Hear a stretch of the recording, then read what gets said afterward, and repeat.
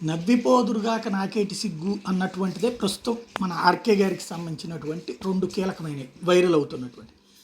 ఆయన ఏం చెప్పాలనుకుంటున్నాడో అది చేసేస్తూ ఉంటాడు. అంటే అది జరిగిపోయినట్టుగానే తను భ్రమపడటమే కాదు, ప్రజలను కూడా భ్రమింపజేస్తుంటాడు. అందులో తాజాగా జరుగుతున్నటువంటి వ్యవహారం ఏంటంటే, జగన్మోహన్ రెడ్డే కాంగ్రెస్ పార్టీకి డబ్బులు ఇచ్చి షర్మిలను తీసుకోవద్దని చెప్పి, నీకు అవసరమైతే కనుక నేను మద్దతు ఇస్తాను కావాలంటే క్రైసిస్ టైం అయితే అని వాళ్ళని చెప్పి కన్విన్స్ చేశాడని ఇంతకుముందు కొత్త పలుకులో ప్లస్ వాళ్ళ ఎడిటోరియల్ కాలంలో కూడా రాసుకొచ్చారు.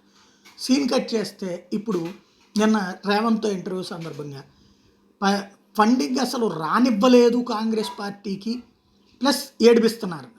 ఇంకొక ఎడిటోరియల్ కాలం విశేషం ఏంటంటే, ఆ మధ్యన చెప్పుకొచ్చింది, జగన్మోహన్ రెడ్డి ఫోన్లు చేసి బతినలాడుతున్నాడు రేవంత్ రెడ్డికి. 2-3 సార్లు రేవంత్ రెడ్డి టైం లేదులే, ఖాళీ లేదులే, తర్వాత మాట్లాడదామని చెప్పాడు. చివరికి తట్టుకోలేక రేవంత్ రెడ్డి పక్కన ఉన్నటువంటి వాళ్ళకి జగన్మోహన్ రెడ్డి ఫోన్ చేసి నేను అభినందనలు చెప్పానని చెప్పు అని చెప్పాడు అని. ఇప్పుడేమో అసలు రేవంత్ రెడ్డే చెప్పుకొచ్చాడు, నేను ఒక్కసారి కూడా జగన్ మాట్లాడేది, కనీసం కట్టసీగా ముఖ్యమంత్రిగా ఉన్నానని కూడా మాట్లాడలేదని. ఇదే దరిద్రం అనమాట. అంతా తను ఊహించేసేసేయడమే. ఆ తెలంగాణలో ఆస్తులు ఉన్నాయి కాబట్టి జగను కంగారు పడిపోయి రేవంత్ని బతిన్లాడుకుంటాడు, నెక్స్ట్ ముఖ్యమంత్రి అవుతున్నాడు కాబట్టి. ఎవడు బతిన్లాడాలా, ఎందుకు బతిన్లాడాలి, ఏమేమన్నా లాక్కుంటారా ఏంది?